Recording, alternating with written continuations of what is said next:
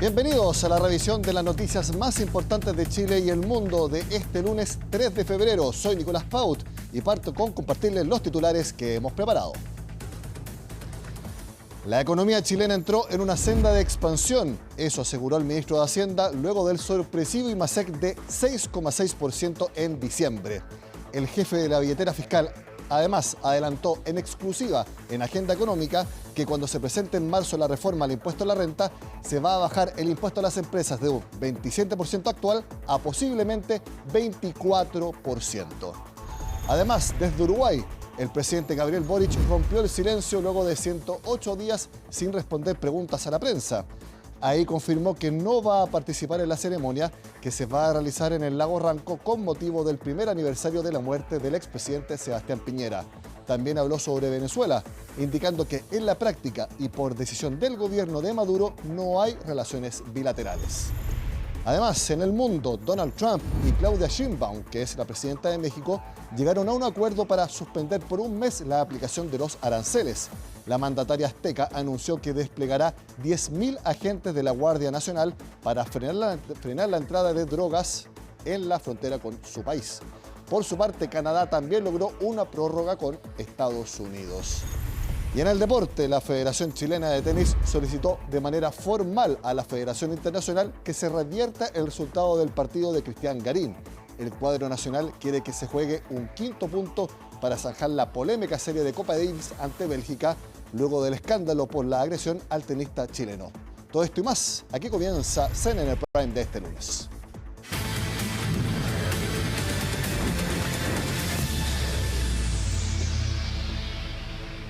Vamos directamente a Uruguay. Tomamos contacto con Ivo Goich, que está junto al presidente Gabriel Boric en la visita a ese país. Ivo, te vemos en pantalla. Muy buenas noches. Buenas noches, Nicolás. ¿Cómo te va? Nosotros desde el departamento de Canelones, específicamente en el sector Salinas, que es donde reside el presidente electo de la República Oriental del Uruguay, Yamandú Orsi. Hace algunos instantes, Nicolás, te cuento, llegó el presidente de la República hasta la residencia particular de quien será el presidente de Uruguay desde el próximo 1 de marzo y que no se moverá de acá. Él no se va a ir a vivir al Palacio Presidencial destinado para los mandatarios acá en Uruguay, sino que se va a quedar acá en su casa. Este va a ser su centro de operaciones y evidentemente va a ir a Montevideo cuando su agenda sea muy apretada y evidentemente necesite trasladarse, porque estamos cerca de 1 hora y cuarto desde el centro de Montevideo, acá donde estamos. De hecho, a esta hora, esta es la última de las reuniones del presidente durante el día de hoy. Algunos datos anecdóticos: bueno, esta recepción cuenta con un asado de tira, cortes uruguayos y vino tinto, Nicolás, parte de lo que van a comer acá en esta recepción en la casa de Yamandú Orsi, el presidente electo de Uruguay. Y cuando nosotros llegamos acá hay un olor a leña intensísimo y salía humo precisamente. Acá atrás donde están estos árboles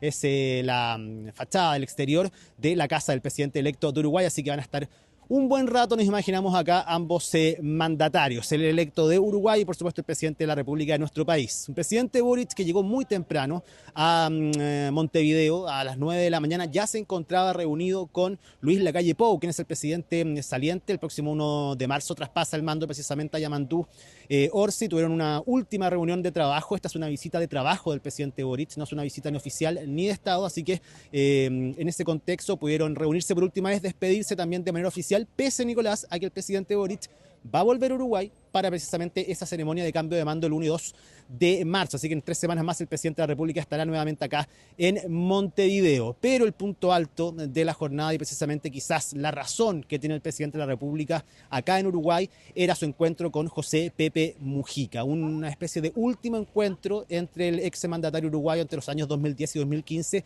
y el presidente de nuestro país. Recordemos que José Pepe Mujica en el mes de enero, los primeros días del mes de enero, anunció su retiro de la vida pública a raíz de un cáncer de esófago que lo aqueja desde hace algún tiempo, que lamentablemente hizo metástasis también en el hígado y dice que ya no va a seguir realizándose ningún tipo de tratamiento. De hecho, cerca de una treintena de radioterapia se realizó el año pasado, durante los meses de mayo y junio, entre otros tipos de intervenciones, algo que lo dejó muy cansado, algo que evidentemente no lo dejó para nada contento, y una vez que ya su doctora personal le comunican efectivamente que ya hay metástasis, que se expandió lamentablemente este cáncer por su cuerpo, a sus 89 años decidió solamente seguir con algunos tipos de cuidados paliativos que le quiten los dolores efectivamente, que le permitan seguir viviendo, pero que no se va a realizar ningún tipo de tratamiento más, y es por eso que el presidente de la República, él decía con mucha alegría, pero también con mucha pena y tristeza, se vino a despedir oficialmente de quien fuera presidente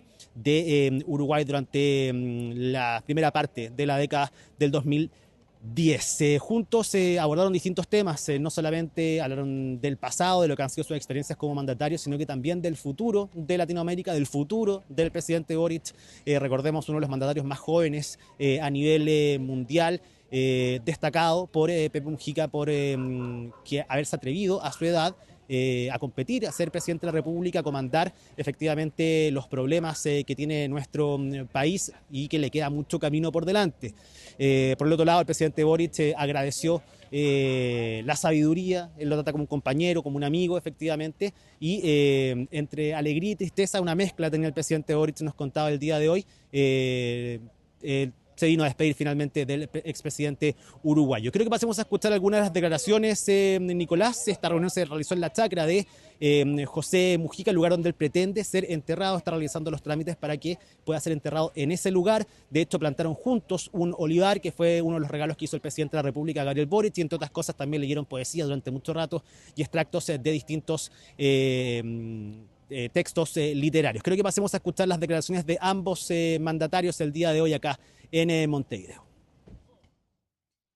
Aproveché de reunirme con mucho cariño, con admiración, con respeto, con Pepe y con Lucía, quienes son para mí personalmente, pero también para nuestra generación, referentes de convicción, referentes de honestidad, referentes de principios, de no olvidarnos de dónde venimos y por qué estamos en la lucha política.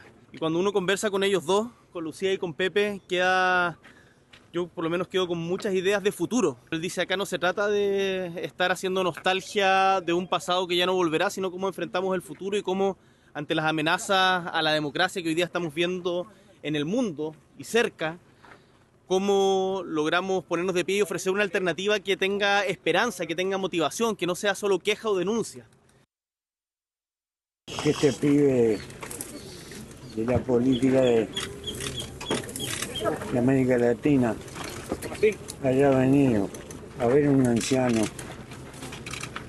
que apenas es un recuerdo.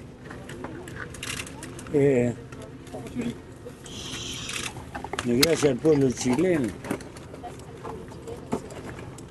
a los que están a favor y a los que están en contra. La democracia se precisa para discrepar, no para estar de acuerdo. Para estar de acuerdo, nos quedábamos con un rey, hubiéramos estado los mismos. Se precisa la democracia para tener, nos decimos que somos de izquierda, pero no somos de izquierda ni de derecha, somos humanistas.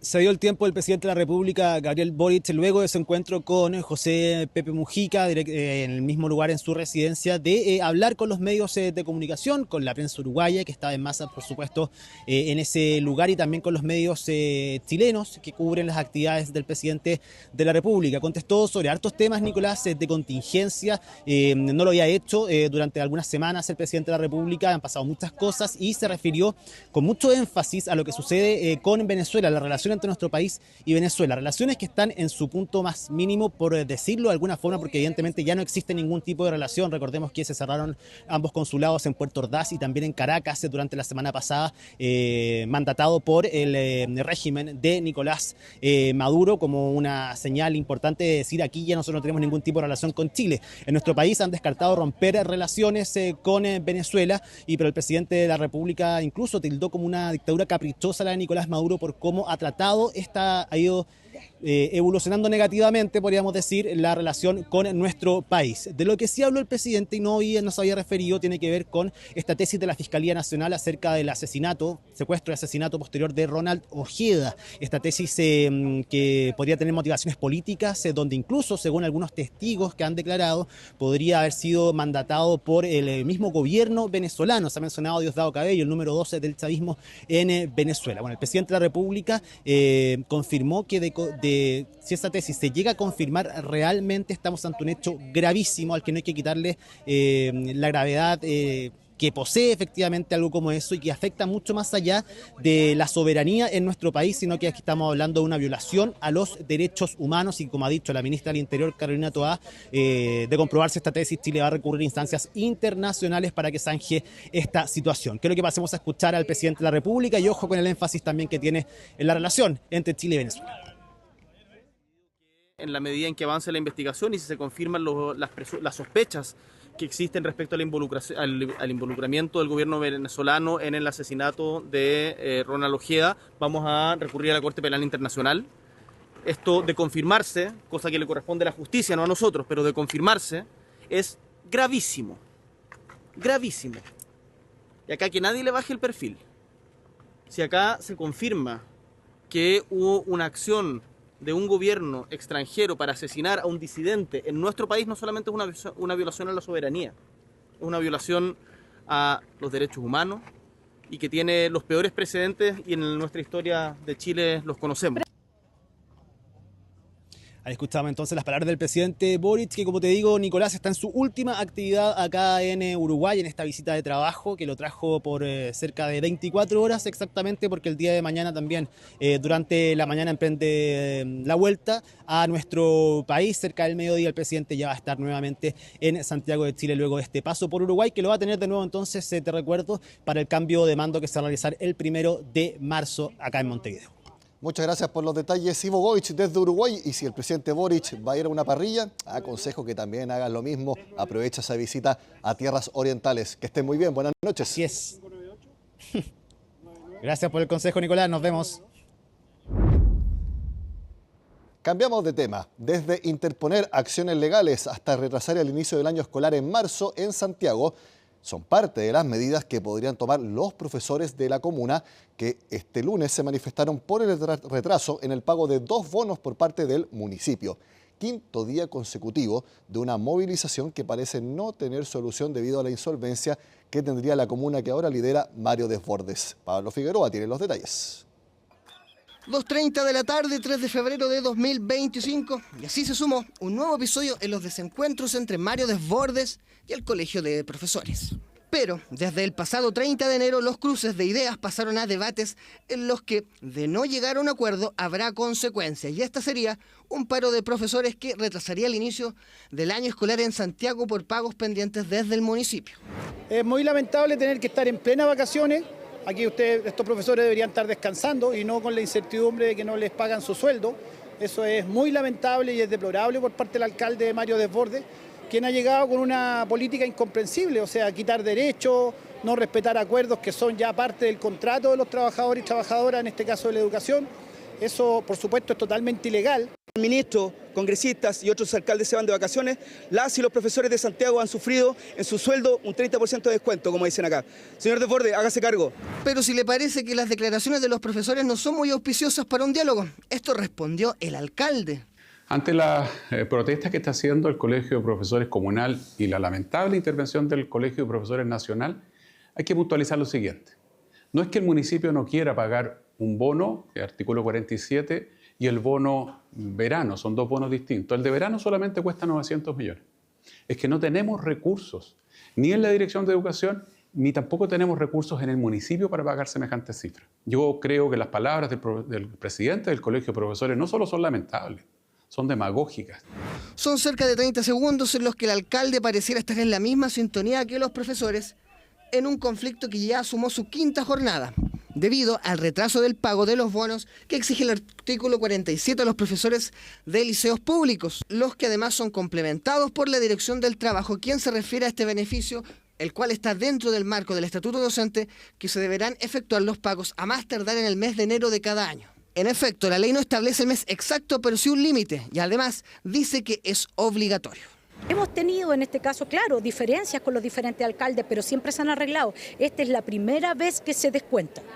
Pero además, en el contexto de que los profes ya están en su merecido descanso, tenemos no respeto de derechos y nos parece aún más grave. O sea, aquí no es que se ha generado una mesa de trabajo, no es que se ha generado acciones, sino que finalmente una decisión unilateral que lo que hace es estar en contra de los derechos legítimos de las y los profesores. En el municipio se excusan que no hay recursos y que la responsabilidad viene desde la administración anterior, a la cual acusan de un déficit de al menos 13.500 millones de pesos. El municipio hoy día no tiene dinero en sus cuentas y cuando llegue dinero tengo que pagar deudas del municipio, también muchas de ellas atrasadas por meses. Es mejor realizar los procedimientos, esperar también los resultados, porque si no, uno puede decir, bueno, aquí quizás una persona que todavía no ha logrado mostrar su gestión y que lleva poco tiempo y por tanto es parte de lo que vendrá, quizás busca como excusa hablar de la administración anterior y eso a mí me parece que no corresponde. Y así, declaraciones cruzadas a imágenes claras porque el quinto día, sin avance en el diálogo en el conflicto, la postal este lunes fue este grupo de profesores en el frontis del municipio, mientras en su interior se desarrollaba una sesión del Consejo Municipal. Con buenas noticias económicas, partió esta semana el último IMASEC de 2024. El de diciembre registró un aumento anual de 6,6%. Esta es la mayor cifra en 3 años y Fernanda Moya nos cuenta cómo impulsó al PIB de Chile el año pasado. Ya estamos en esa senda de crecimiento, ya lo podemos constatar en las cifras y estamos partiendo bien también el 2025. Una leve sonrisa para una enorme sorpresa. Si ya la expectativa más optimista para el IMASEC de diciembre estaba en 4,5%, nadie sospechó lo que diría el Banco Central. El 6,6% del último mes de 2024 provocó tal revuelo que hasta sirvió para elevar varias décimas el crecimiento de todo el año pasado. El PIB creció 2,5%, algo que estaba descartado por prácticamente todos los agentes económicos, incluido el gobierno. Hay que entender el contexto, ha sido algo bastante difícil. Recordemos que el año pasado el crecimiento del año en total estuvo en torno a 0%, es decir, no hubo crecimiento, tener un crecimiento de 2,5%, la verdad es que incluso lo habíamos tenido que descartar en los últimos meses precisamente por las perspectivas que habían de que la situación estaba bastante complicada. Desde enero de 2022 que no se registraba un aumento tan grande, cuando el IMASEC fue 7,6%. En diciembre el salto se dio impulsado por el comercio exterior.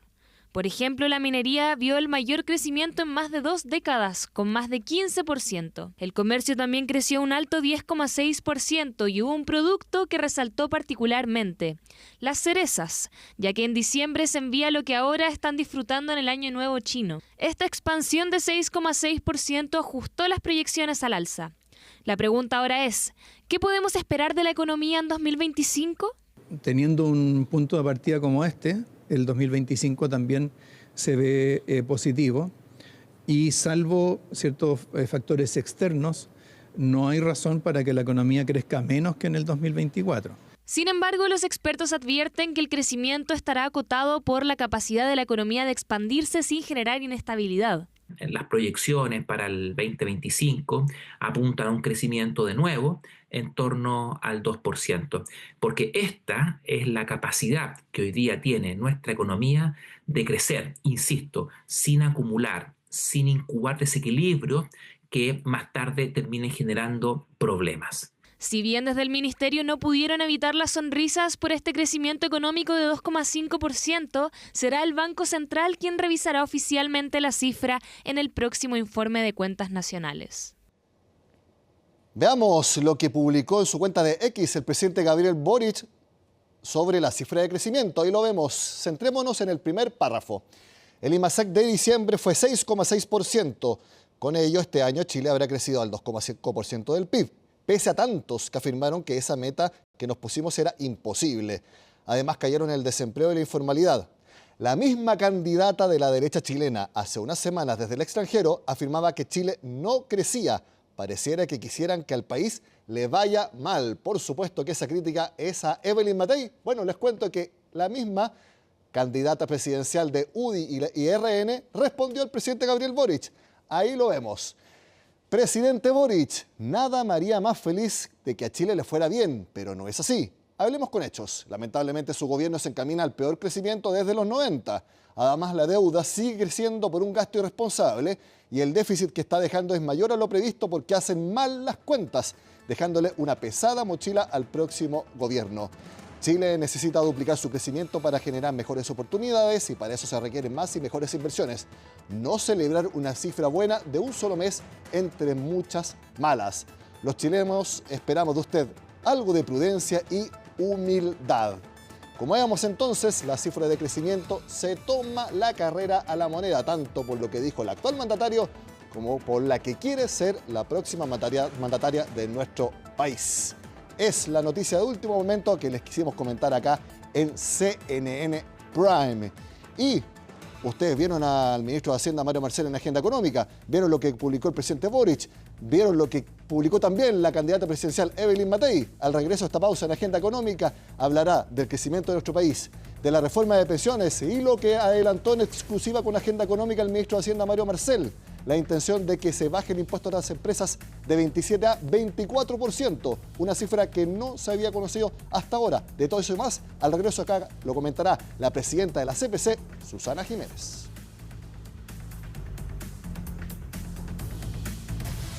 Mucho tema, sobre todo económico, que conversar con la presidenta de la Confederación de la Producción y el Comercio, Susana Jiménez, a quien agradezco por estar con nosotros. Bienvenida a CNN Prime, Susana. Encantada, muchas gracias por la invitación. Cuando vio que el Banco Central publicó el 6,6% de diciembre, me imagino que se sorprendió como todos nosotros. ¿Cómo evalúa este dato con que se cierra 2024? Bueno, primero me alegro mucho, igual que todos, ¿cierto?, de que las estimaciones hayan estado cortas para todos los expertos. Fue una sorpresa positiva. Pero también que debe ser mirada con cautela. ¿Y por qué lo digo? Porque creo que hubo muchos hechos puntuales que marcaron este número, de partida 2 días hábiles más que diciembre del año anterior, pero sobre todo temas como mineros, comercio muy empujado, ¿cierto?, por el turismo argentino, y también la mayor producción de cerezas, que son datos bien particulares de este mes, y que tenemos que ver qué pasa en los próximos meses para ver si esto se puede proyectar hacia adelante. Hay señales también que no son tan buenas, ¿cierto? Servicios creciendo 2%, que desestacionalizado es igual a 0, y construcción que sigue débil y, por cierto, un mercado laboral que no logra repuntar. Entonces, lo vemos con alegría, nos sorprende positivamente, pero creo que necesitamos más cifras para hacer una proyección de un punto de inflexión. Hace algunos minutos estuvo con nosotros el ministro de Hacienda y durante el día también habló de que ahora hay una senda de expansión. ¿La evalúa así?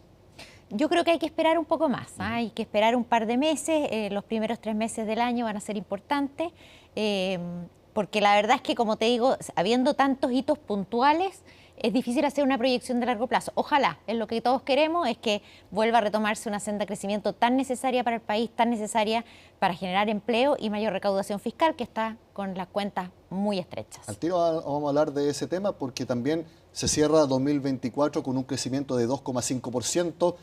Hasta el viernes las proyecciones eran de 2,3%. Por eso reiteramos, en IMASEC de diciembre se esperaba como máximo 4,5%. Por eso esto superó todas las expectativas. Hay que tomar ese número también con la misma cautela con la que hay que esperar los próximos datos, porque se pasó de un 2,2% a un 2,5%. Cualquier gobierno celebraría ese cambio, por mínimo que sea. Por supuesto que sí. Lo que pasa es que efectivamente las estimaciones eran en base a información entregada por el INE. Ahora el Banco Central dispone de más información y por lo tanto complementa esa información del INE con datos que sorprenden al alza, y lo que permite cerrar efectivamente el año 2024 con un 2,5%. Lo celebramos, pero ojo, 2,5% es muy insuficiente cuando pensamos en ser un país desarrollado. Así que nos alegra la noticia, por supuesto, pero tenemos que trabajar por lograr que las tasas de crecimiento vuelvan a ser 4 o 5% como fueron en el pasado. Bueno, precisamente sobre ese tema le quiero presentar y a todos ustedes algo que hace pocos minutos nos adelantó en exclusiva el ministro de Hacienda. 2 cosas que están unidas. Una, que a mitad de marzo se presenta la reforma del impuesto a la renta. Y en este tema se ha hablado todo este tiempo de que la tasa de impuesto a las empresas pasaría de 27% actual a 25%. Sin embargo, fíjese lo que dijo el ministro de Hacienda, porque esa baja sería aún mayor. hemos estado trabajando hasta ahora con una cifra de 25, pero estamos explorando si es que hay algún espacio adicional para reducirla, pero siempre en una lógica de compensación. ¿Podría llevar la 23 fiscal, como ha pedido la CPC, la SOFOFA y gran parte de los gremios productivos? O sea, aquí yo diría el punto de referencia para nosotros es la mediana de los países de la OCDE, que es alrededor de 24%. ¿Ese sería entonces un nuevo objetivo? O sea, ese es un punto de referencia. Bueno, más claro, echarle agua. ¿Qué le parece que se bajaría el impuesto a las empresas a 24%? O sea, primero me parece una buena noticia, es algo que tal como señalaba la nota, desde CPC y sus ramas hemos abogado desde hace bastante tiempo, porque hay una convicción, y veo que es transversal, de que la tasa de impuestos a las empresas en Chile es muy alta.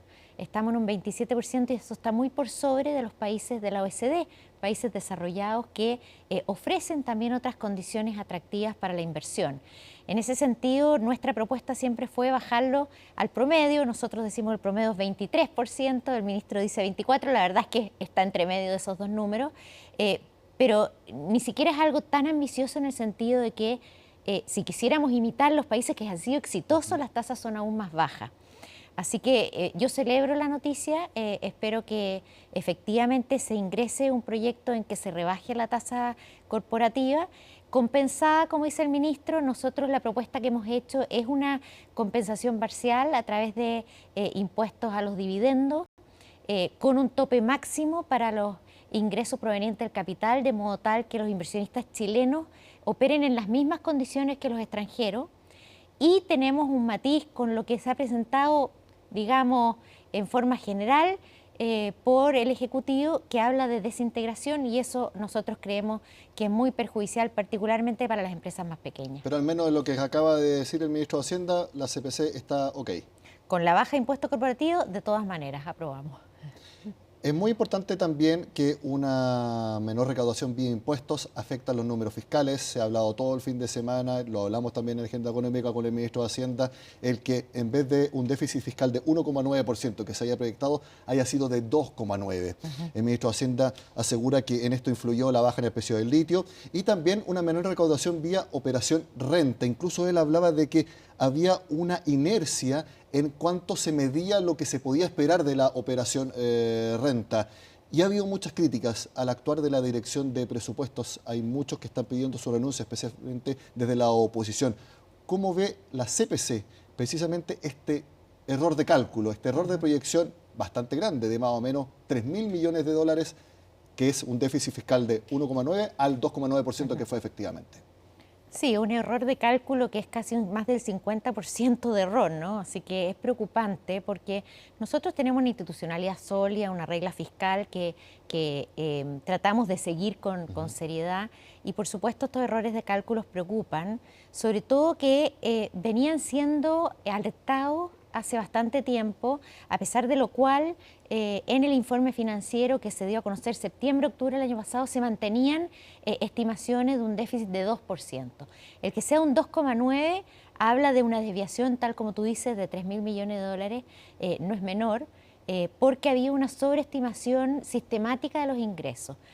Eso, por supuesto, viene a abultar nuestra creciente deuda pública, y también genera una preocupación de cara al año 2025, porque las estimaciones que se hacen hacia adelante se hacen sobre la base de lo que se proyectó para el 2024. Así que la verdad es que nos preocupa y esperamos que se tomen las medidas, que no son otras, que va a haber que eficientar el gasto público. Es una necesidad ya imperiosa y urgente. Ahora el ministro de Hacienda se comprometió a que la deuda no va a subir de 42%, hasta ahora está en 42,3%. 42,3%, y si uno le suma estos desajustes, sobreestimaciones probables en los ingresos y reforma de pensiones, creo que la perspectiva hacia adelante tiene que preocuparnos, y no pretendo con esto ser alarmista, simplemente no nos confiemos cuando se están comprometiendo gastos a futuro, cuando hay compromisos, cuando viene un año electoral, donde de todos los colores políticos vienen propuestas que son de costo fiscal. La verdad es que no podemos minimizar errores de estimación y aumentos de deuda sostenida como las que hemos estado viendo. Usted es economista, usted trabajó en el gobierno, fue ministra de Energía en el segundo gobierno de Sebastián Piñera. Quiero preguntarle, usted cómo conoce el interior del Estado, cómo se manejan estos números. ¿La CPC confía en las proyecciones de Hacienda? O sea, nosotros sabemos que tienen equipos fuertes, que tienen equipos preparados. Yo creo que este cuestionamiento público a las estimaciones va a generar ciertamente una mirada más estricta en los datos, y creo que todos los chilenos tenemos que creer en nuestra institucionalidad y que se corrijan los errores lo antes posible. Tenemos cuentas que son públicas, transparentes, el mundo parlamentario también está pidiendo explicaciones y creo que tenemos que confiar en que así sea. Se lo pregunto también por la reforma de pensiones que se aprobó la semana pasada. Ustedes desde la CPC, uno de los cuestionamientos que le hacían era respecto a la sostenibilidad fiscal. Y son las mismas autoridades económicas que diseñaron la reforma de pensiones las que han errado en estas proyecciones fiscales de un año. 2 años como máximo en adelante, de que estamos hablando de una reforma de pensiones décadas en adelante. Y muchas de las dudas hay sobre si están bien hechos los números. El Consejo Fiscal Autónomo dijo que tuvo poco tiempo para analizarlo. Dijeron que hay que avanzar en una reforma de pensiones, pero no lo dijeron fuertemente, dijeron está todo ok. De hecho, todavía ni siquiera han terminado de evaluar si las indicaciones a la reforma de pensiones quedaron bien hechas de acuerdo a sus recomendaciones. Entonces, si usted cree que están bien puestas las dudas respecto a los números fiscales con que se proyectó y se aprobó la reforma de pensiones. A ver, yo creo que hay un tremendo desafío ahora en la implementación, porque efectivamente hay una legítima preocupación respecto a la sostenibilidad fiscal y en ese sentido va a ser muy importante cómo se implemente. Hay evidentemente algunas de las precauciones que puso el CFA que se incorporaron en las indicaciones, no todas, no se puede hacer todo, pero hay una mirada bastante más atenta en el impacto que esta puede tener en la deuda total, ¿no? Esto de que quede o no registrada como deuda pública o lo que llaman bajo la línea, la verdad es que es muy importante que se esté discutiendo en la opinión pública y que al momento de su implementación sea suficientemente transparente para que todos sepamos cuál es el compromiso que se está tomando hacia adelante. A mí la verdad es que el tema de pensiones me preocupan, valoro mucho el acuerdo, creo que es súper importante haber logrado por fin que se aumente la tasa de cotización, porque solo con ahorros vamos a aumentar las pensiones de los jubilados y además va a permitir profundizar el mercado de capitales, algo que ha estado muy debilitado post-retiro y que tiene una incidencia en las personas. O sea, no es solo el acceso a financiamiento para las empresas, para las pymes, para los emprendimientos, sino que también acceso a créditos hipotecarios a largo plazo, etcétera. Entonces eso yo lo valoro mucho. Ahora, así como tengo preocupaciones y muchos la tenemos desde el mundo empresarial con esa sostenibilidad fiscal, por supuesto también va a haber que ver cómo se implementa el rol que adquiere el Estado a través del IPS con su rol como nuevo administrador de cuentas, que eso sea en condiciones competitivas con el resto del mercado. No queremos que esto derive, ¿cierto?, en un monopolio de administración de cuentas y por supuesto también con lo que van a ser las licitaciones y cómo eso se protege de que eso no afecte la rentabilidad de los ahorros de los pensionados. ¿Qué le pareció la carta que envió el gremio de aseguradores de Estados Unidos, donde 3 de sus miembros son controladores de AFP acá? Hablan de expropiación, hablan de que la licitación de los afiliados es precisamente lo que ellos denominan como expropiación. También hablan de se estaría violando tratados entre los países. ¿Usted comparte esas aprensiones? Mira, es una discusión que se llevó bastante durante la tramitación del proyecto. Lo que se trató de mitigar a través de la opción que tienen los afiliados a no entrar en el proceso de licitación o incluso post-licitación retirarse de esa cartera licitada al nuevo o al mejor oferente, ¿no? Yo creo que es una discusión válida que probablemente se va a terminar dirimiendo más bien por la vía judicial. Creo que estos resguardos son importantes, la información que se le entregue a los cotizantes es muy importante para que tomen una decisión informada, pero lo más riesgoso yo lo veo en otras cosas. Lo veo, uno, en cómo eso puede afectar la cartera de inversiones, porque no es trivial que sucede con una AFP que sabe que cada 2 años puede perder el 10% de sus afiliados, y cómo eso cambia sus decisiones en las inversiones de largo plazo y particularmente en activos alternativos. Y lo otro que me preocupa obviamente es que se junte licitación con un actor estatal que no está en la reforma, un inversor estatal, pero sí ha sido de alguna manera anunciado como una aspiración de un sector del gobierno. Entonces hay que ver qué pasa con eso, cómo se implementa y cómo se toman todos los resguardos necesarios. Después de aprobada la reforma de pensiones, surgió el nombre de Janet Jara como posible candidata presidencial del Partido Comunista y por ende del oficialismo. Y ella es una ferviente defensora de la idea original del gobierno, que es terminar con las AFP, y también de un inversionista estatal. Ella, eventualmente, si es candidata presidencial, puede transformarlo en una medida de campaña. ¿Usted cree que, o qué le parecería que ese fuera tema durante durante todo 2025? Un inversionista estatal para administrar fondos de pensiones. Bueno, como te decía antes, yo creo que la combinación es mala y así lo dijo el comité técnico. Licitaciones y un ente estatal puede generar una situación en que terminemos todos los cotizantes en una AFP estatal que compita bajo condiciones privilegiadas y que por lo tanto después tenga control en el mercado de capitales. Yo creo que esa combinación no es deseable y, como te digo, así lo dijo el comité técnico. Ahora, yo creo que otro de los valores de haber logrado este acuerdo en pensiones después de tantos años, habiendo transcurrido otras reformas importantes, PGU fue una tremenda reforma también, creo que el tema pensiones queda relativamente zanjado. Creo que queda validado el sistema de capitalización individual, que se ve incluso fortalecido a través de un aumento de tasa de cotización. Creo que todos lograron algo en este acuerdo, todos cedieron algo también, y creo que con eso el tema pensiones debiera dar alguna estabilidad, al menos en los próximos años.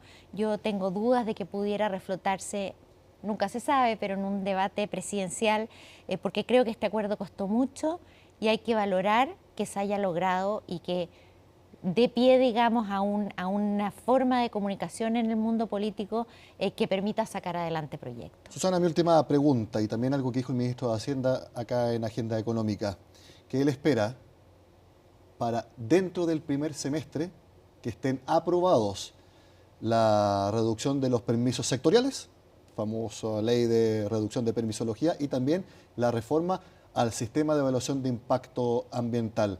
¿Usted cree que esas son las prioridades más importantes para apuntalar el crecimiento, que esas dos leyes vean la luz durante el primer semestre de este año?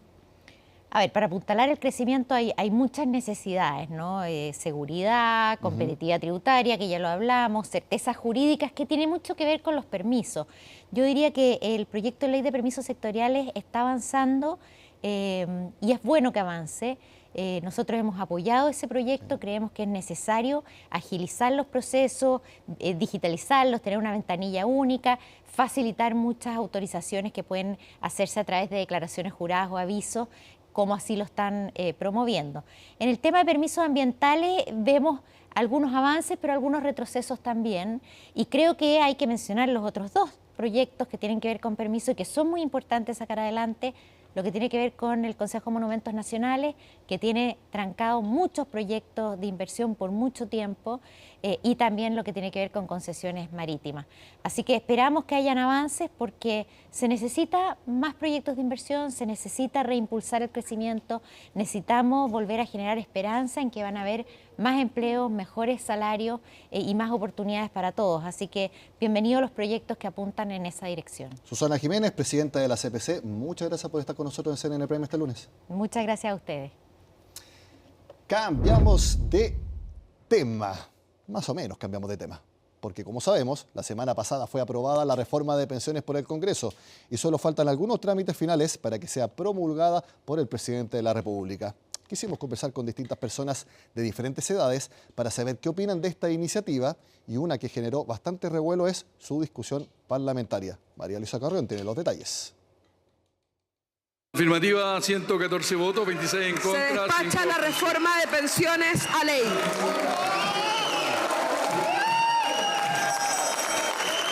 El proyecto de reforma previsional ingresó al Congreso en noviembre de 2022. Este era el tercer intento en 10 años por reformar el sistema de pensiones. Fue aprobado en enero de 2025 luego de una larga e intensa discusión parlamentaria. Debate que se zanjó en su tercer trámite constitucional y que ahora espera sus últimos pasos para ser promulgada. Pero ¿está conforme la ciudadanía con lo despachado por el Congreso? A lo que había, algo mejor estamos, algo mejor. Pero harto años que no pasaba nada, pues estamos con una porquería. Nosotros somos los dos pensionados y la pensión nuestra no es muy alta.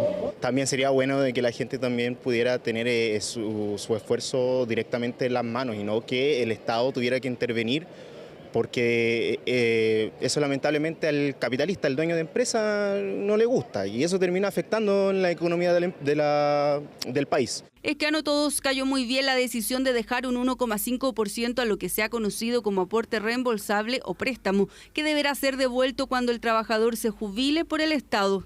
Este préstamo va a permitir que la gente que se jubile en los próximos años salga bien, o la que ya esté jubilada.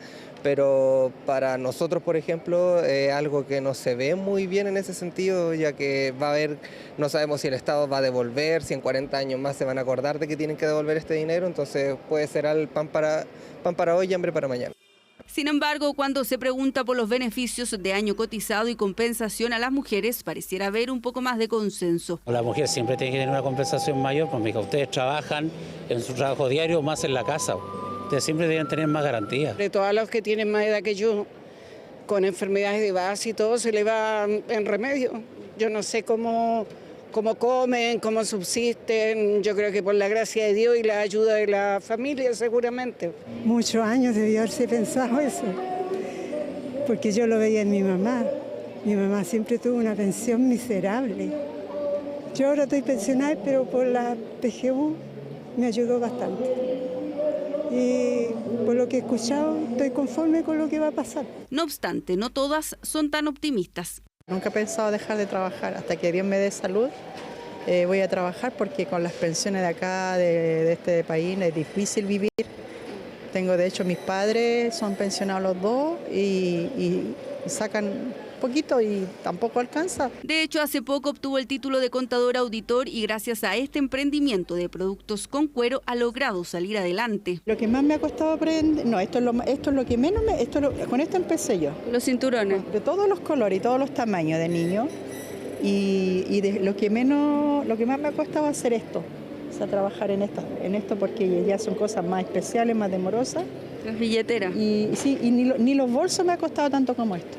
Y así, aunque la reforma fue aprobada en el Congreso y los expertos valoran el acuerdo al que se llegó, quienes jubilarán en varias décadas más aún sienten incertidumbre sobre si esta reforma los beneficiará en el futuro. Es un tema igual, por lo menos yo que lo tengo súper presente por el tema de que conmigo, con mis abuelas, por ejemplo, y lo veo en mi vida. Y no, igual es un tema que en Chile se ve, o sea, como que es visible. Quizás los jóvenes ahora igual se ven súper despreocupados de esos temas, pero creo que por lo menos yo conscientemente lo tengo súper presente. Yo quiero abrirme un negocio porque sé que con la pensión que voy a tener cuando esté viejito no me va a alcanzar.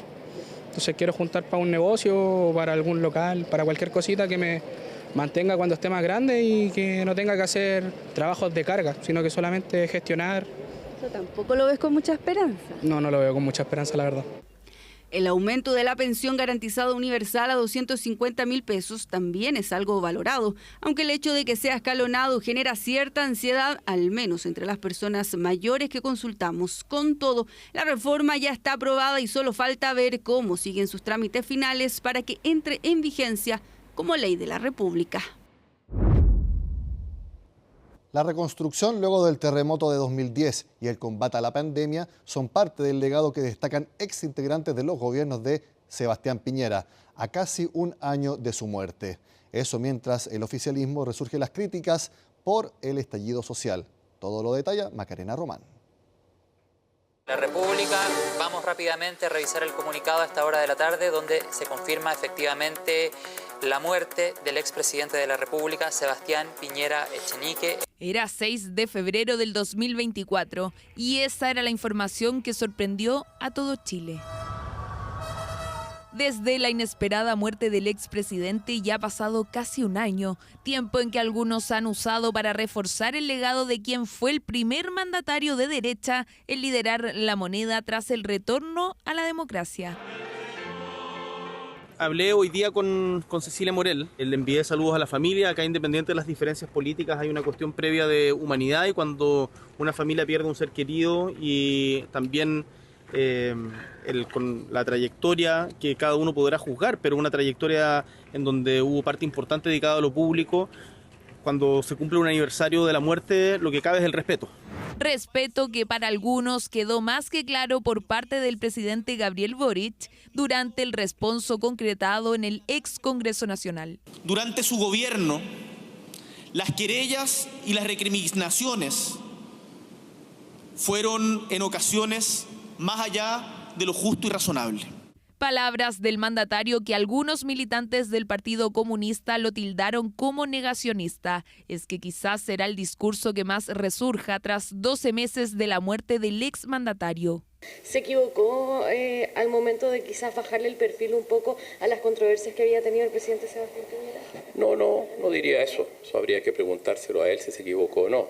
En el oficialismo no quisieron ahondar en si las palabras del presidente Boric fueron equivocadas o no. Tampoco estuvieron dispuestos a reconocer cuál fue el legado de Sebastián Piñera. Los legados se saben con el tiempo. En esta materia sé que el tiempo es irreemplazable. ¿No debería haber una estatua? Así que el tiempo es el que tiene que dar el veredicto al respecto de lo que fue el papel de las personas que se dedicaron a la vida pública. El legado, yo todavía no distingo cuál es el legado, discúlpame, lo digo con mucho respeto, con mucha seriedad. Me preocupa que quedó, pendiente una serie de procedimientos desde el punto de vista judicial en los espacios en Chile como en los tribunales internacionales respecto a atropellos de derechos humanos que se dieron bajo su gobierno. Claro, porque mientras algunos cuestionan la violencia institucional ejercida por agentes del Estado en el estallido social, otros valoran la salida democrática del conflicto con el acuerdo por la paz y la nueva Constitución. Una huella de convicción democrática y de respeto a la República. La salida institucional a la crisis del estallido del 2019 va a ser reconocida por la historia como un camino luminoso en tiempos de muchísima oscuridad. Exintegrantes de los dos gobiernos de Sebastián Piñera también destacan la reconstrucción tras el terremoto del 2010, los esfuerzos para rescatar a los 33 mineros y la implementación de la pensión garantizada universal. Estamos hablando del estadista, del hombre de diálogo y grandes acuerdos. Estamos hablando de un demócrata de primera hora, también de aquel que fue capaz de hacer gestión con sentido de urgencia y con propósito. La abanderada presidencial de la oposición, Evelyn Matei, quien fue ministra del Trabajo de la primera administración de Piñera, dijo que no estará en los actos de conmemoración, pero sí destacó la trayectoria del exmandatario. Nadie puede olvidar el valor, el entusiasmo, la inteligencia con que contagió a todo el mundo para levantar a Chile después del terremoto. Pero no todos opinan igual. Por lo mismo, la decisión de instaurar una estatua del exmandatario en el frontis de la moneda tendrá que seguir esperando en su primer trámite constitucional. Se harán todos los análisis que se tengan que hacer en el momento que correspondan, dándole tiempo también a esa maduración histórica que es tan necesaria a la hora de resguardar la historia de nuestro país y la forma en cómo las futuras generaciones la construyen. Historia de un país que tuvo 2 veces como presidente a Sebastián Piñera Echenique, el mismo que será homenajeado en algunas regiones del territorio nacional. Los actos principales, eso sí, serán en Lago Ranco y en Providencia. La Corte de Apelaciones de Santiago revocó el arresto domiciliario y ordenó la prisión preventiva de Álvaro Jalaf, uno de los excontroladores del Grupo Patio y que es investigado en el caso Factop. El empresario estará recluido en Capitán Llaver, luego que el tribunal diera por acreditados los delitos de soborno y lavado de activos, tal como lo cuenta Estefanía Bustamante. Si bien la espera no sería muy larga, sí terminó siendo lo que no esperaba la defensa de Álvaro Jalaf cuando la primera sala de la Corte de Apelaciones cambió su arresto domiciliario por prisión preventiva. Me llamó la atención que nos hicieron cargo de los hechos pronunciados por esta defensa. Fue una transcripción total del Ministerio Público y querellante. Pero los hechos dicen otra cosa. Lo cierto es que la Fiscalía convenció a la Corte de que existen antecedentes para acreditar los delitos de soborno y lavado de activos, a diferencia de lo resuelto por el cuarto juzgado de garantía en la denominada gran formalización del caso Audio y Factop. Estamos tranquilos, muchas gracias. ¿Tranquilo? Muy amable.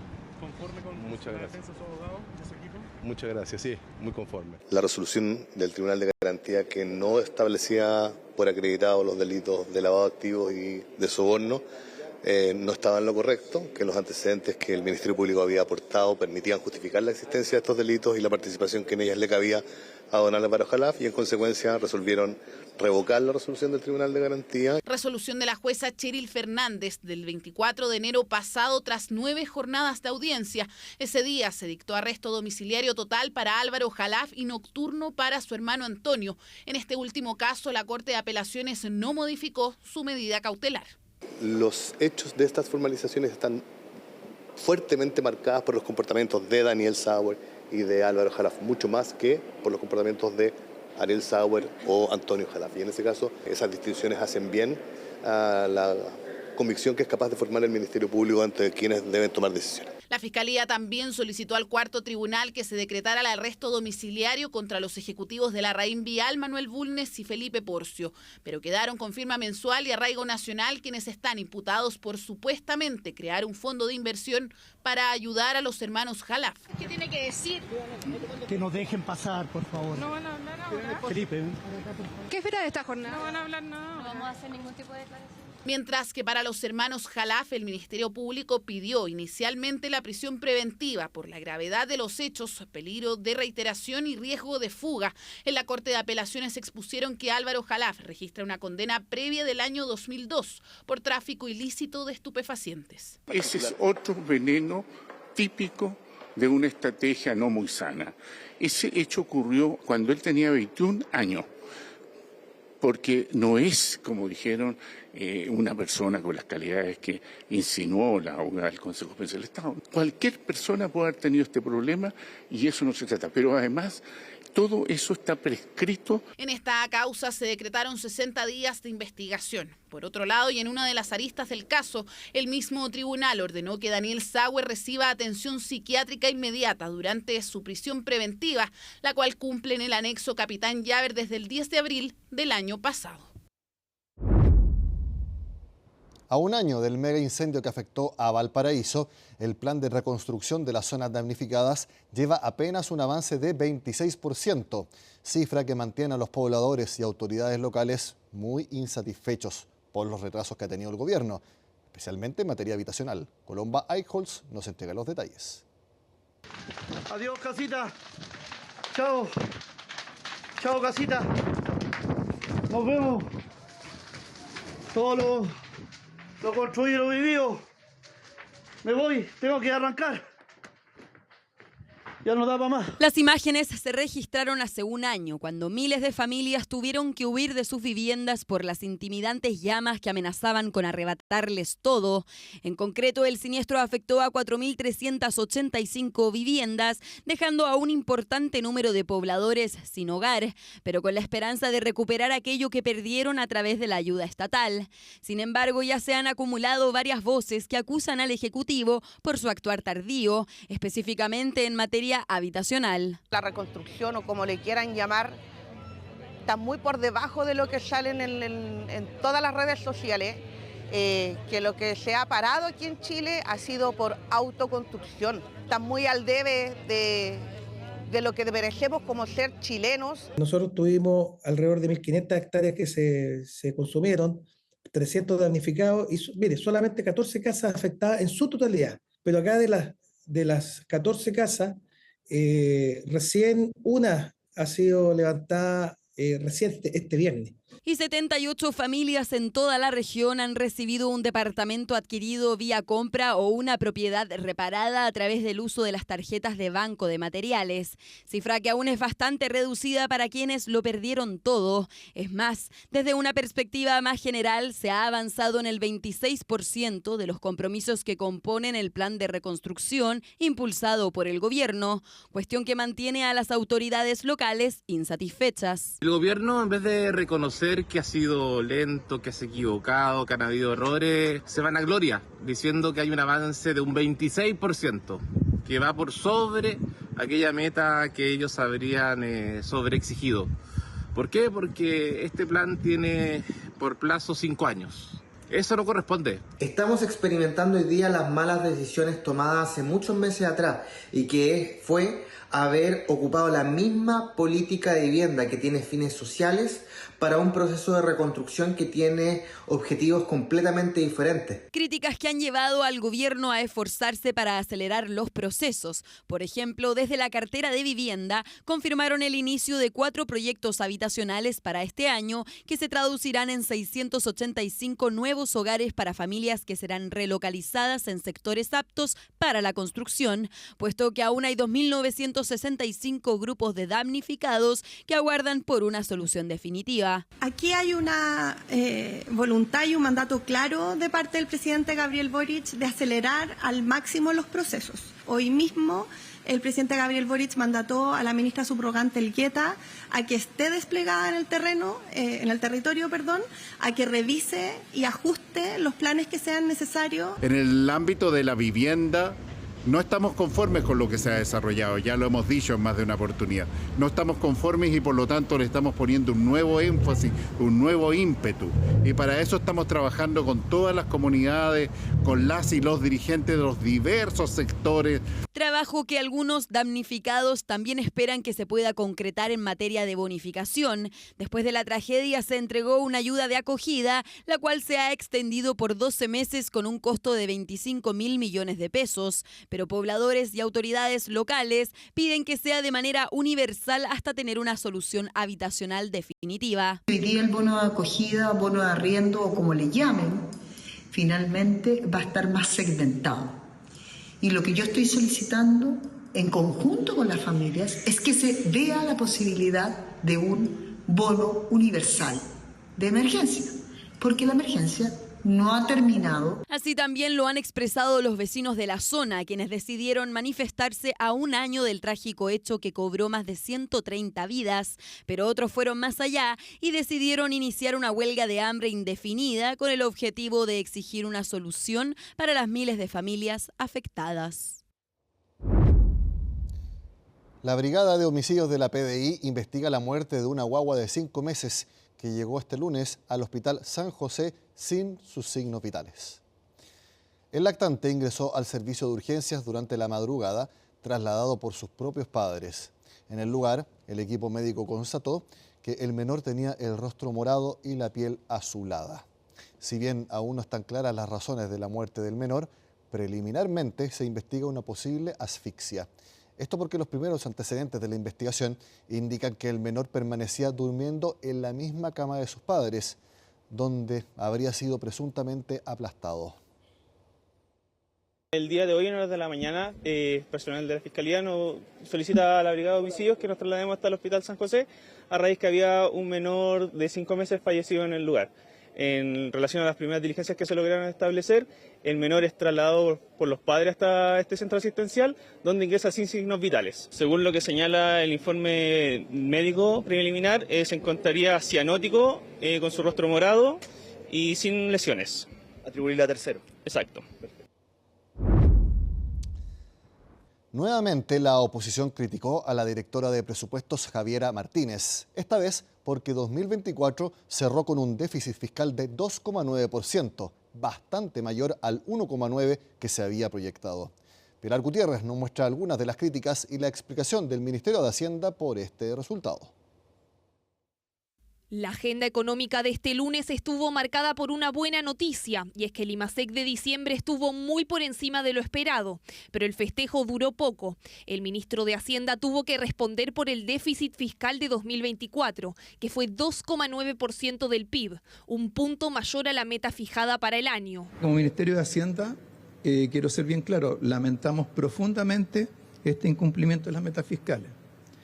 Para mí, como ministro de Hacienda en particular, que he trabajado muchos años en temas de política fiscal, no cumplir con una meta fiscal es una causa de preocupación. Vamos a evitar a toda costa un aumento de la deuda pública en relación al producto. Según la explicación del gobierno, el mayor déficit se explicó por menores ingresos a los proyectados, en especial por una menor recaudación en la operación renta y menores ingresos provenientes del litio, cuyo precio se redujo 23% en 2024. Esos dos elementos significaron menores ingresos fiscales del orden de $5.000 millones. Resulta del todo inaceptable lo que ha ocurrido una vez más con respecto a los resultados de la DIPRES. Aquí tiene que asumirse responsabilidades y eso no ha ocurrido hasta este momento. La cifra de déficit fiscal era conocida y esperable.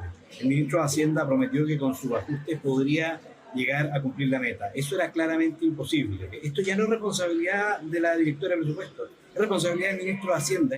Desde la oposición argumentan que no es la primera vez que se cometen errores en las estimaciones de la DIPRES, aludiendo, por ejemplo, a los menores ingresos percibidos por la repatriación de capitales. Y es por eso que hay parlamentarios que han pedido nuevamente la salida de Javiera Martínez de su cargo, pero el ministro de Hacienda la ha vuelto a respaldar. Tenemos una seguidilla de errores, lamentablemente, de la cual nadie se hace responsable. Nosotros llamamos al gobierno, por fin, a tomar decisiones que siempre son difíciles, pero no se puede seguir sosteniendo a quienes hoy día no solamente hacen malos cálculos respecto de los ingresos, los gastos, sino que también hacen perder la fe pública respecto de las decisiones que toman las autoridades. Evidentemente que las cifras del déficit fiscal no son alentadoras, pero quiero dejar en claro que no es primera vez, ni será última vez que pueda haber una estimación equivocada. Yo creo que no hay nadie que durante este periodo no se haya preocupado más por revertir esta situación que la directora Martínez. Los economistas también se han sumado a las críticas y destacan la importancia de contar con estimaciones lo más cercanas a la realidad posibles para organizar el gasto en relación a aquello y fijar las prioridades según los ingresos reales. Lo importante sobre todo es que para el próximo año, o bueno, este año 2025, tengamos un presupuesto fiscal que esté más alineado con la realidad. Esto ayuda a definir prioridades, digamos, en cuanto a dónde focalizar gastos. En lo concreto, se ponen en duda la proyección de ingresos para el 2025 y el Ministerio de Hacienda deberá, ante el Congreso, cumplir el compromiso concreto que adquirió respecto a el cumplimiento de la meta durante el año 2025 y para lo cual deberá ajustar los gastos acordes si es que esas estimaciones nuevamente están sobreestimadas. Como vimos, Hacienda aseguró que harán todo lo posible para no aumentar la deuda pública, que ya está en 42,3% del PIB. Ese indicador creció casi 9 veces desde 2008 a la fecha. Tras varios días de reuniones con autoridades panameñas, concluyó la visita del secretario de Estado de los Estados Unidos, Marco Rubio, a Panamá. El viaje se da en medio de las disputas por los dichos de Trump, en los que asegura que desea recuperar el Canal de Panamá, mientras el presidente Mulino asegura que no piensa ceder el territorio. Daría Rifo tiene los detalles.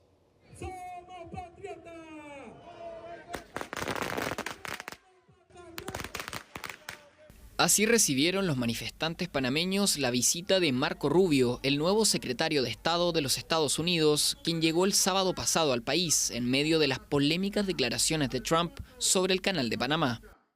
Queremos dejar bien en claro al gobierno de que no aceptamos ninguna negociación que implique enajenación de nuestro territorio. Nosotros no vamos a regresar al pasado, en donde los gringos controlaban no solamente el canal, sino parte del territorio panameño. China ha aumentado su presencia en la zona al invertir en la construcción de múltiples puertos y terminales. Uno de los puntos de mayor controversia son los puertos Balboa y Cristóbal, ubicados en ambos extremos del canal y manejados por la subsidiaria de una empresa de Hong Kong. Ambos están en la mira de Trump. El secretario de Estado Rubio está en Panamá ahora mismo. Estamos hablando del Canal de Panamá. Lo que han hecho es terrible. Han violado el acuerdo. No se les permite violar el acuerdo. China está dirigiendo el Canal de Panamá y eso no se lo dio a China. Se lo dio totalmente a Panamá. Pero ellos violaron el acuerdo y vamos a recuperarlo. O algo muy poderoso va a suceder. Si bien Estados Unidos mantuvo el control del canal hasta la década de los 70, en 1977 el entonces presidente Jimmy Carter firmó el acuerdo que le aseguraba a Panamá el control del paso a partir de 1999. Por su parte, Trump calificó esto como la mala parte del legado de Carter y que el trato había sido un gran error. La soberanía de Panamá no está en cuestión. Eso es muy importante. Los puertos sí generan dudas, pero como dije, hasta el momento yo no tengo elementos de juicio para opinar mayor cosa. Esperemos el audito de la Contraloría, que veremos cuán afectado está o no está el interés nacional en función de esa concesión. Tras las primeras reuniones, la autoridad del Canal de Panamá anunció que comenzará a trabajar con la Marina estadounidense para optimizar la prioridad en el tránsito de sus buques. Además, el presidente Molino comunicó que Panamá no renovará un acuerdo firmado con China en 2017 llamado la Ruta de la Seda, que promovía el intercambio entre ambos países. Aún con estos avances, Trump no está conforme y espera que las negociaciones sigan progresando. No se lo dimos a China, se lo dimos a Panamá. No debimos haberlo dado a Panamá, pero Panamá, como ustedes saben, han violado el acuerdo. Han violado totalmente el acuerdo. Vamos a hablar con Panamá el viernes. Han accedido a ciertas cosas, pero no estoy contento con eso. El presidente de Estados Unidos confirmó que se reunirán telefónicamente el viernes con las autoridades panameñas para seguir tratando el tema.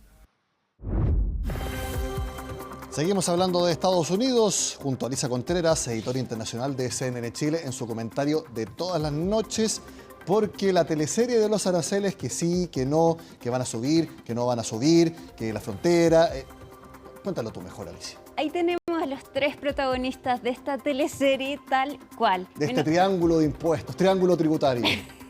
Menos de 6 horas faltaban para que comenzaran a regir estos aranceles. Y finalmente ya no van, por lo menos a México y a Canadá. Lograron un acuerdo para entonces reforzar las fronteras de ambos países con Estados Unidos. Finalmente las amenazas de Donald Trump dieron resultado, les dobló la mano a ambos mandatarios, a pesar de que él el sábado había dicho que no había nada que lo hiciera cambiar de opinión y que los aranceles iban. ¿Qué pasó? Lo vemos en la nota de Laura Soto.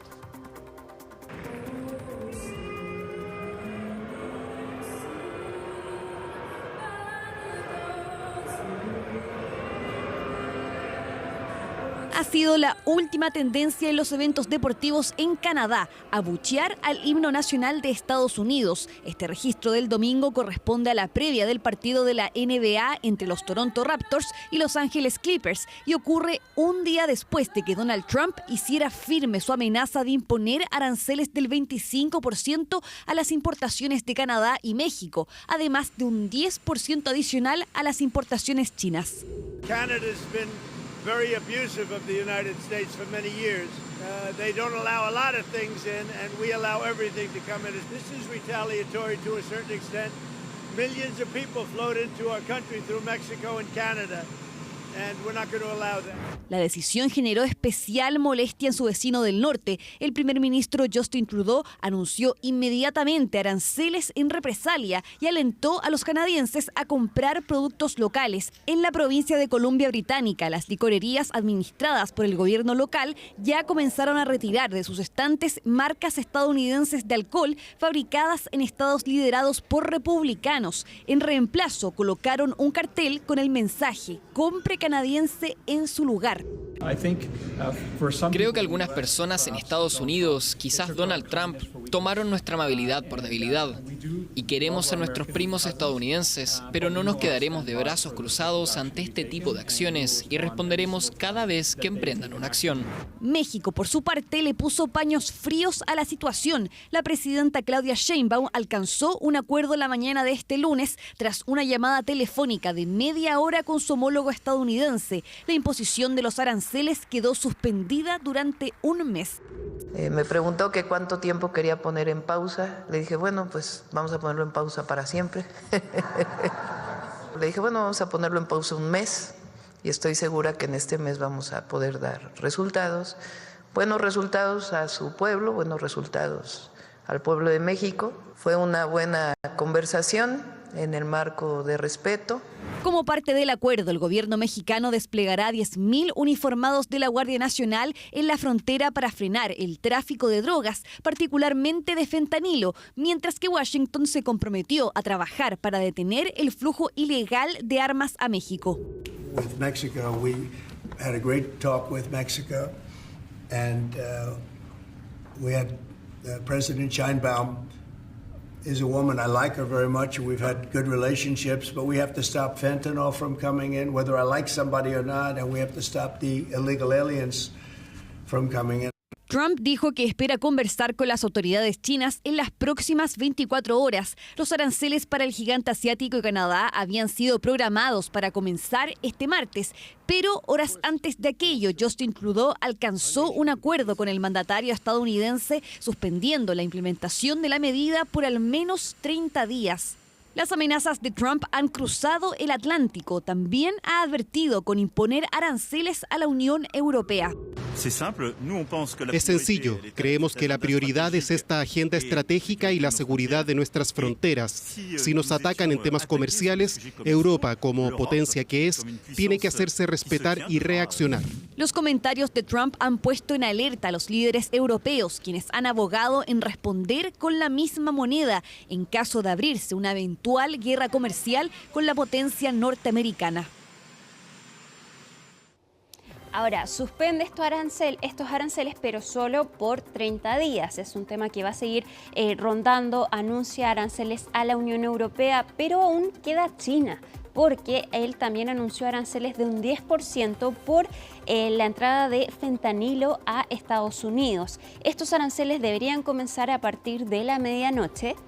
Sin embargo, desde China aseguraron que van a presentar una queja ante la Organización Mundial del Comercio, pero ellos están de vacaciones por el Año Nuevo Chino, así que se cree que no se va a resolver en los próximos días. No se sabe cómo va a actuar China, si va a hacer en represalia otros aranceles, si va a imponer más aranceles en represalia, pero lo que está claro es que es un 10% a los productos chinos y hay un gran comercio entre ambas naciones. ¿No dijo nada del cobre?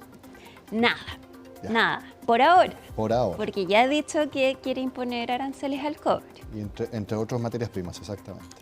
Tal cual. Ahora, ¿qué dicen los chinos? Acá es importante las palabras de los consumidores, porque muchos economistas también señalan que quien paga finalmente los aranceles es el consumidor, porque se encarece el precio de los productos. Escuchemos lo que dijeron los chinos. Here in China, the government has made it clear it's strongly opposed to the Trump tariffs. But we wanted to know what everyday citizens think. We came to the shopping center in Beijing and asked people to weigh in. 还是双方国家就是做出一些比较就是有益处的一些政策比较好。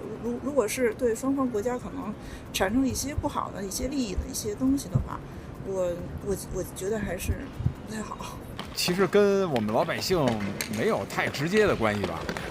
那个当时听说了他什么下发了很多的那个政策，其实他发的那些我没有详细看，也不太确定会有什么影响。然后我觉得大的发展前景的啊，和睦相处是吧？有很大空间的，是吧？为这个世界做出很多贡献。